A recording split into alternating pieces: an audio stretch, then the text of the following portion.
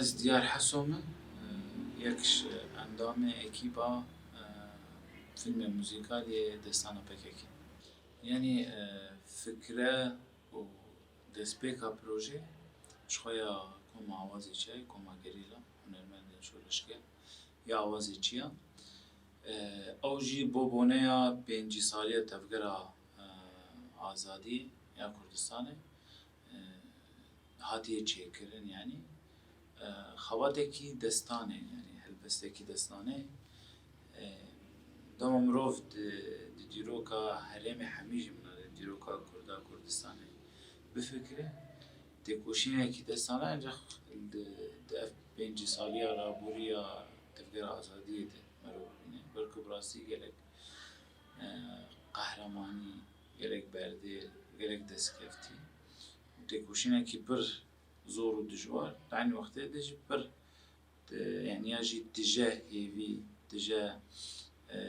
بهنا آزادي هيفيان آزادي تيده نبخد تحوينه خبادا ماي موسيقى جي في آواهيش برو انجاق ما دستانا پککی چیکر نابروکا فیلم نابروکا تکوشینا بیش نابروکا فیلم نابروکا تکوشینا پککی نابروکا تکوشینا تفکر آزادیا کرد یا کردستانه یا لیبر آب بکوف پنجی ساله دومی دناوی تکوشینه ده وقت مقود قهرمانی هن بردل هن عین وقتی هیوی هی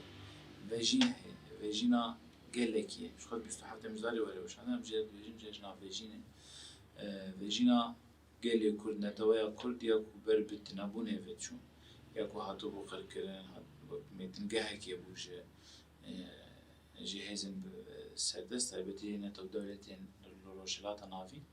يكو ولات ما كردستان داگر کرن و چار پرچه کرن ویژینه که جوینه توی کو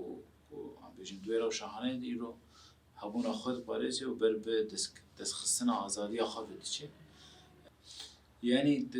دستان بحثا تکوشینا مروباهی حمیج بو آزادیت کی دسپیکا ظلمه و دسپیکا تکوشینا الهمبری ظلمه